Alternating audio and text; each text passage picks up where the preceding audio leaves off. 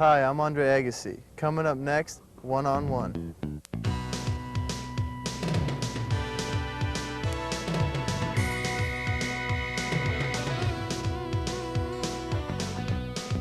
Hello, everybody. Welcome back to the fastest half hour in television. You know who my guest is, and we'll come back and talk to the most exciting athlete in all the world right now, Andre Agassi, right after this.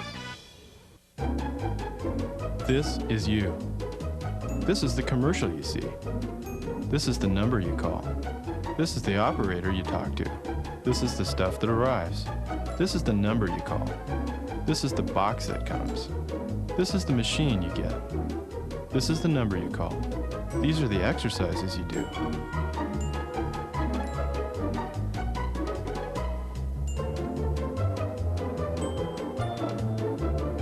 This is the number you call. This is how long it takes.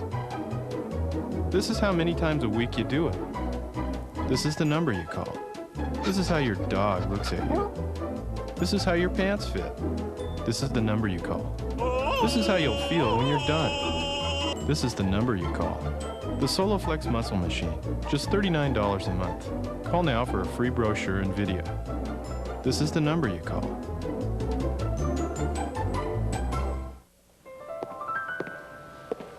What's the matter, son? I'm kind of worried about a package I sent out for Mr. Jones. Cup of coffee? Well, sending out that package is a big responsibility. Jones knows you'll come through.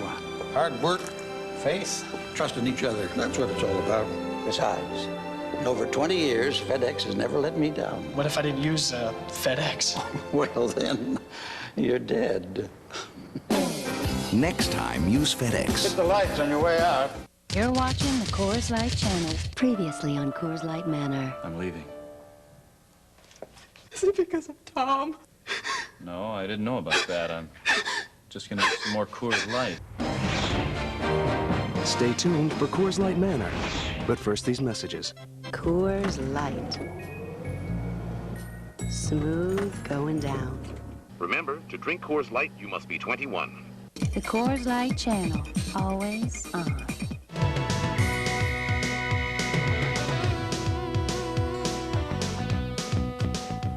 Welcome back, everybody. The fastest half hour in television is underway, and we're not going to waste a moment. We're going to get to Andre Agassi right now. And I got to ask you one big important question. With all of this attention that you are getting, you ever stop a moment and say, wow, is this happening to me? You know what it is that it's a very difficult thing to grasp, you know, especially when you hit the groove that I've been in, because you get to this place where you just love the game, and it's really the game that you've known since you've been a little kid, and you feel like the luckiest person in the world that you can go out there and play a game and entertain so many people for a living, you know? So it's like every day it never ceases to amaze me how thankful I need to be, and quite thankful I am for the life I live. This is incredible. Well, you know something? A few years ago, you were playing at the Shrine Auditorium, and you were having wrist problems. And everybody wondered, is Andre Agassi ever going to be as good as his potential was said he would be? And all of a sudden, it turned around for you. What was the turning point?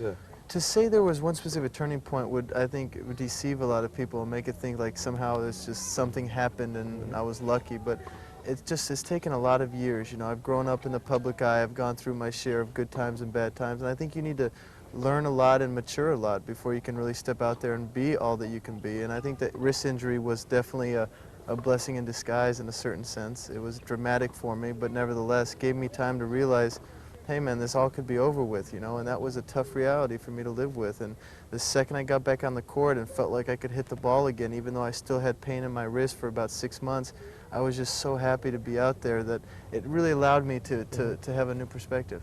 Well, you're 24 now, but at 22 they were writing you off, and I know you had to have lots of mixed emotions about, hey, why are they writing me off? I'm still young. Well, you know what, a few years ago when I was like, I think 19 years old, I said, you know, I want to see my career take off when I'm 24, 25, 26, and it's a very unsettling thought for me to have a great few years at an early age and then end up quitting early or retiring or getting bored or getting, you know, fed up of traveling. And I just said I want to just enjoy life and take it step by step and hopefully start really hitting my groove in my mid-20s so that I can experience a full career. And it's actually, I'm quite lucky, honestly, that it's gone that way. I've heard so many people say, Andre this, Andre that. You're a loved athlete out there. Well, that's, gosh, I mean, that's like the ultimate compliment, being an athlete for the public to certainly feel that way. And one thing I think I've realized, because I've seen how my efforts and the things that I've done, said and done, have won some people over and have not made other people too happy. And you start realizing, even though it's a cliche, that you can't make everybody happy. It's such a real life truth, you know, and it starts with believing in yourself and learning to love yourself and learning to understand who you are and what's important to you and what's not, and staying true to it.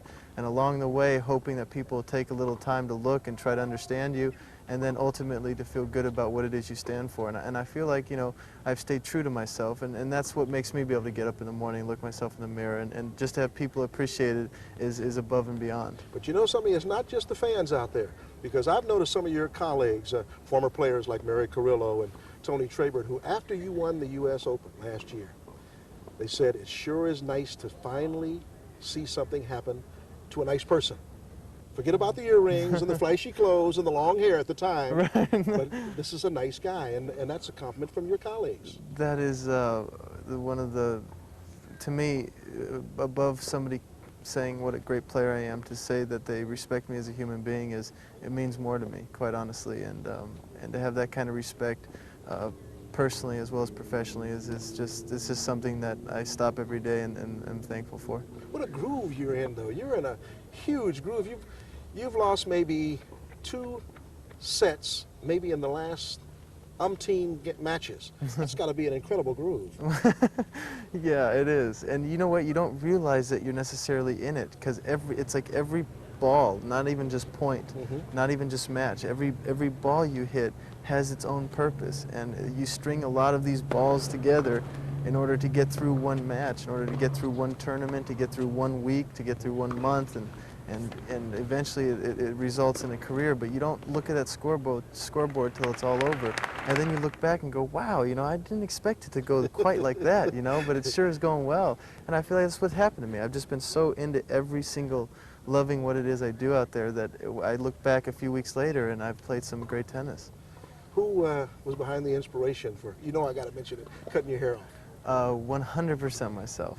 Is that right? Yeah, I just, you know, I feel like it was overdue, quite honestly. I've had long hair since I've been 14 years old, and I just said, you know, I'm tired of it. I'm tired of worrying about it. I'm tired of taking me longer to get ready than my girlfriend, you know. There's something wrong with that. So I said, I'm just going to take it off. Is it a better feeling now? It's much nicer for me. I'm just a lot more free about myself, and I just feel good. What you see is what you get, you know. I have to admit, you look sensational. For a man to say that to another guy, you look sensational, so it becomes you. Oh, well, thank you. It's nice to know that that's the case, but had it not been the case, hopefully I'd still be sitting here smiling. In December, you actually plucked down $1 million cash of your own money for the Boys and Girls Foundation and Andre Agassi Foundation, Las Vegas. Yeah, I started a foundation that's really dear to me. You know, one of those things that is a big plus on that plus and minus board of kind of the way your life works. And there's a lot of downsides to what I do that people don't realize, the traveling and the lack of privacy and so on. But there are a few things that you can do that maybe a normal person with a more normal life couldn't, and that is to have such an impact on so many people. And I feel like this foundation has been such an inspiration to me and even my career. And we've gotten together, and I've got a staff of about 3 people, and donated $1 million to build this recreational and educational building. I have a full indoor basketball court, a computer room, a library, a kitchen to house all the kids there and to feed them, and it's just been a great thing. The city's grown a lot. I love Las Vegas. I was born and raised there, and it's really just bringing a lot to the city, but we don't want to stop there. This is the start of hopefully something that'll continue long after I'm done. What was the inspiration for that, traveling around the country and seeing kids running the streets and realizing the problems out there, and that the idle mind sometime was the devil's workshop? Well, you know what it is how we started this conversation. It's like just realizing how thankful and how unbelievable blessed my life is, and to really stop and sometimes to keep things in perspective, you have to really go out of your way when your life becomes over the top, you know, when you're winning these tournaments and you're traveling around, you can really lose sight of reality and how the world really works and the real life problems that exist and how our problems aren't really much problems at all. And I think you realize that and you see it, and I try to go out of my way to keep that in mind, because to me that makes it worth getting up every morning, is being thankful, being appreciative not only for the things and the opportunities you have, but also for the people that you have in your life. I mean, my family and my close friends, and you see these kids who don't have families and who don't have friends, and it's a difficult thing. And so, like anybody, you want to do as much as you can. We'll come back and spend some more time with the world's most exciting athlete, Andre Agassi, right after this. Is this Kid O'Neal for real? Or is it a different game he plays? Find out for yourself in this exclusive new video, Shaquille O'Neal. Larger life. It's free with your paid subscription to Sports Illustrated. Your free video takes you back in time and behind the scenes with the young superstar. Can he have his fun and still be the best? Go for a spin with Shaq and find the answers. Free from SI. Call now and you'll also get an authentic Shaq basketball, the ultimate playground ball. Plus, get 54 issues of SI for only $1.47 an issue. Save over 50% off the cover price. Use your credit card. Call now and get your video and Shaq ball both free from SI. There's only one Shaq, and there's nothing in the world like Sports Illustrated. Get into it. Introducing Continental's Bake Sale with great low fares to destinations throughout the Caribbean, Mexico, and Florida.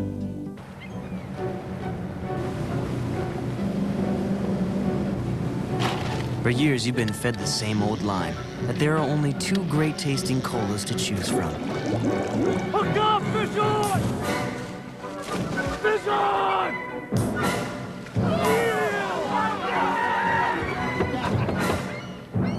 Hey, you don't have to swallow that. Drink RC and you'll look at colas in a whole new way.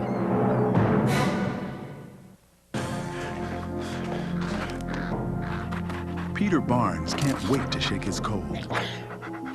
Pills take time to dissolve, so he'll rush relief with the effervescent power of Alka-Seltzer Plus cold medicine. It's ready the moment you take it, rushing powerful medicines to soothe your aches, relieve your runny nose, free your breathing. Nothing rushes relief like Alka-Seltzer Plus. Welcome back, everybody. The fastest half hour in television is in motion with Andre Agassi. And I got to ask you right now, what was your inspiration for getting into tennis? Because I remember talking to Katarina Witt last week, and she said, I didn't have any inspiration. I just wanted to play, I just wanted to ice skate. What about you in tennis? My father was a big inspiration. I mean, you know, all his kids, I have one brother and two sisters, and we all played, and my oldest sister played professionally and got ranked top 100 in the world, and then she ended up actually quitting and getting married and going that road. And my older brother Phil played #1 for a college team. So we all kind of played, and my sister Tammy played college as well, and my dad just loved the game. And he just had a fascination with it like you couldn't believe. And he just, from the second I could walk, I was on the tennis court. I mean, my first memory is on the tennis court. Have you ever been negative in your tennis days? I mean, have you ever thought, I will not be #1? Because you're approaching that now. It's not a question of being a negative person. However, I think sometimes when you struggle with that self-belief, you know, just be able to believing in really your capabilities, and I mean, the doubt is something that I struggled with for a few years, and they're very strong. And there was a time where I not only questioned I wouldn't be #1, I mean, that was like a dream that wasn't even possible. I mean, I started questioning if the game had actually passed me by, if somehow, you know, in getting detoured from improving and taking my career step forward, somehow the game moved right by me, and now all of a sudden I was fighting just to keep my head above water, and that's something I struggled with for a few years, and I think that's where Brad has been an inspirational coach to me. You know, it's amazing you should say that, because I started thinking when I saw you at the U.S. Open, and you're hitting across court from Pete Sampras, and he is just destructive with his aces. and it seemed like every serve was an ace. And I had the feeling while you were walking back and forth like a yo-yo that you were saying, hey, is it ever going to be my turn? Yeah, the year that I lost to him in 1990, the finals, yeah, that was a tough loss for me. You know, that was my second Grand Slam final appearance, first one in the French Open where I was favored to win and lost, and that was my second where I was favored to win and lost, and then my third came 6 months later. Because nobody had ever really heard of Pete Sampras. Yeah, that's right. I kind of made him a him hero. Yeah, you know. But and then at the French Open again, I was in the finals. I was favored over Jim Courier, and he beat me. And Jim went on to be #1. Pete went on to be #1. And somehow I felt like things just slipped me by, and I wondered if I'd ever be in that place again. And when I stepped on that court, you know, a few months ago to play the finals of the U.S. Open, it's my home country playing against a foreigner, for lack of a better expression. Yeah, you know? you're right. And it's like I stepped out there and said, I'm not going to let this one go. I can't, you know. I mean, you lay it on the line, and if it doesn't go for you, you can live with yourself. But I wasn't going to step out there and not play up to my level, and I did, and it fortunately was good enough. Wimbledon, the first time you played, they said you had to wear white, and of course you did. You shocked everybody with the white that you wore. They also said you couldn't win on grass, but you did. What went through your mind as you lay there on the grass, knowing that this was a surface that they said you couldn't win on, but you did? You know, it didn't even cross my mind, the surface part of it. You know, it's just, it's a shame, I think, when an athlete gets to a place where them accomplish something huge is not something that feels great, but feels more like a relief. I think it's a shame when that happens, and that happened to me. I feel like I had to live up to so many expectations that when I finally won it, it was like the world off my shoulders, you know, and needless to say, the tape shows the tears that I had, the feelings that I had. It was an incredible moment for me, but based on a certain amount of relief, you know, okay, is this good enough? Did I do it? Did I do what everybody thinks I should do, you know? And I still struggled after that because it was a whole wrong approach, the whole wrong perception that I was having. And I think it wasn't until recently that I've managed to turn things around and now accomplish something big, and it not be a relief, but it be something very fulfilling. Accomplish something big, Mr. Agassi. You have the Australian, the U.S. Open, Wimbledon. You're in a gigantic groove right now. The tennis ball is obviously looking like a watermelon coming across that net. You wake up in the morning, you flex your chest a little bit with how good you're playing right now? You know, it's not about that. I think I flex my chest over how good I feel about myself, and not based on winning. I think winning is a byproduct of it, to be quite honest, you know. Feeling good about my commitment and my dedication and my perseverance. You know, I struggled last year. People forget that for 6 or 7 months where I wasn't winning anything. I mean, I was, you know, I went into the U.S. Open unseeded because of my performances, and you know, I know what it's like to be on both sides of it, and I'm not one to now be over here winning going, yeah, isn't it great now that I'm winning, because that changes, you know. But what doesn't change is who you are and how you handle your life and how you handle your profession and the pride you take in what you do. And I wake up every morning and I'm excited to go out there on the court. I'm excited to go, you know, have lunch with my friends. I'm excited. It's like I just really feel like I've gotten everything in its rightful place. I mean, I certainly haven't arrived because you keep striving, but I feel good when I wake up, but it's not because I'm winning. Brad Gilbert can sometimes be your opponent, but he's now also your full-time coach. What difference has he really made to Andre Agassi? Has it been your serve? You know what it is? He's made a difference, I think, on a more deeper level. I mean, he's definitely affected the strategies of how I address a match. He's gotten me to now at least think about it, you know. And then with also the technicalities, helping me with certain court positions, certain techniques on my serve, on my volleys. But more than that, I think he's helped me to really allow myself to see myself clearer as a tennis player. It's like he has an ability to, in a sense, to hold up a mirror to my tennis game and really allow me to understand what I can do with the ball that a lot of people might not be able to, and how I can use that to result in wins, you know, to go out there and win matches. And I think through him, I've really seen myself objectively now when I play. I used to really have this feeling like, you know, I'm not that good. It's just that everybody seems to be worse than me. You know, and now it's like, and now it's so different. Now I have the utmost respect for everybody's capabilities and an appreciation for my ability all the more. And it's like that's a whole different attitude when you're stepping on the court. And I say that's what he's offered me the most. That's something you just brought to mind, and I play off of the things that you say, because Jimmy Connors once said to me, after he had destroyed Ken Rosewall. Rosewall was at the end of his career in his 40s. And I said, how could you beat up on the old man like that at Wimbledon? And he says, Eddie, you wouldn't have any pity on me. You got to take every match because he could have beat me just as well as I beat him. Yeah. So you don't overlook anybody. Oh, you know, it's a cliche to one match at a time, but the second you look one match ahead, there's a heck of a chance you ain't going to be there. You know, and that's the bottom line. I mean, I've seen it happen. I've been a part of Davis Cups that you would never dream that we would lose. I've been a part of tournaments where I've been favored going into big matches and I haven't even come close to winning. And I've gone into underdogs and I've come out like a champion. And those are things that, you know, you don't know. You got to go out there and prepare as if you're playing to your best, you know, and not worrying about that other guy. You're talking about people giving you adrenaline. When we come back, we'll talk about how Andre Agassi gave some adrenaline to Jim Courier right after this. Ever wonder how remotes get lost?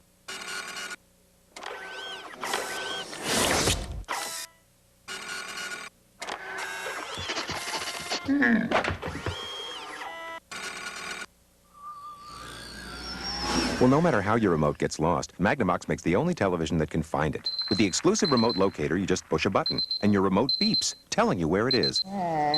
Hey, we make technology people want. Magnavox. Smart. Very smart. Introducing Roland Martin's revolutionary new helicopter lure. Its movement and colors grab the fish's attention. Its sound and scent trigger the strike. The helicopter lure is actually 4 lures in one. It's a buzzbait, it's a spinnerbait, it's a deep water jig. Plus, it's a weedless plastic worm, so you can fish it in any kind of cover. Call now and you'll receive 30 patented helicopter lures, each impregnated with Dr. Juice's helicopter scent, 5 laser-sharp eagle claw hooks, 3 twist-resistant ball-bearing swivels, and 5 hideaway weights. Plus, we'll include the helicopter lure utility box and Roland Martin's how to cast and catch with the helicopter lure. And yet there's more.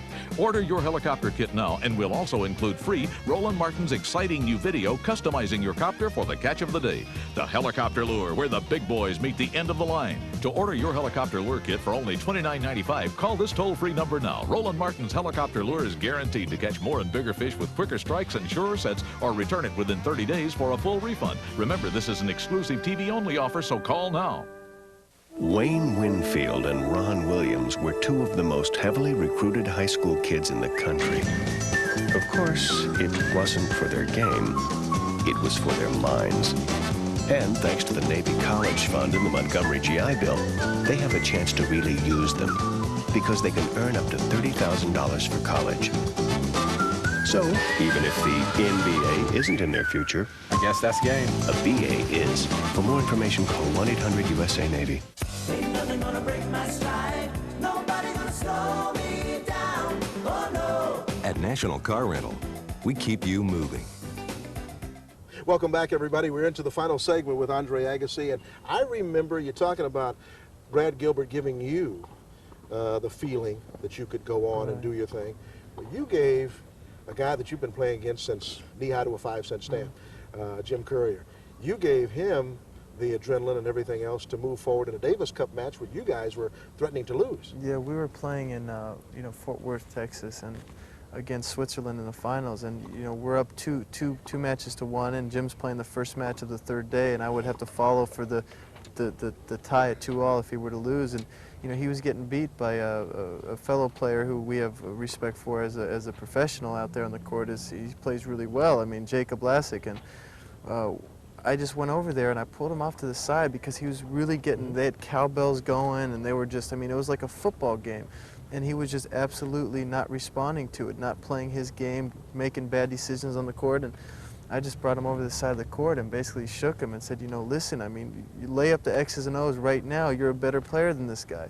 So what are you giving this to him for? Make him take it from you, I mean, really take some pride in yourself out here and not let this guy have this match, And it's not so much a pep talk as much as it's somebody stopping and saying, I believe that you can do this. And that which allows you to go, hey, I should be able to, I think I can do this too. And I think that's what Brad has helped me with, and that in that case it worked for Jim. Do you carry a loss, especially a big loss in a big tournament, home with you afterwards? Or do you try to say, I'm going to get in the next tournament and regroup? You know what you do? You carry it with you, I think, your whole life. It's like I dream about losses. I mean, I absolutely go to sleep and I have dreams about, where I went wrong or where I felt like the other guy went more right, and that's something that I don't think you ever lose sight of. I mean, I'll be, 75 years old, and I'll be telling my great-grandchildren about basically how, all these matches that I should have won that I didn't. That's just the way it feels. You can remember each point. Is there anybody, and I know what your reaction is going to be, but I'm going to ask it anyway. Is there anybody in the game of tennis right now, considering that Connors basically is retired, can anybody return serve better than you, in your estimation? All I can say is that I face a lot of players, and there are a few that return real well. There's no question about it. But the thought of serving to myself brings out a bit more fear. So I'm gonna have to say that I take more chances, I think, off the return than a lot of players. I think a lot of guys could have better and bigger returns, but that's definitely the strength of my game, and I think that's one thing I hold over the pack. Tony Trabert once said, and I think it was last year, the U.S. Open, he said, if you got power, you're tailor-made for Andre Agassi because he loves power. Is he speaking truth?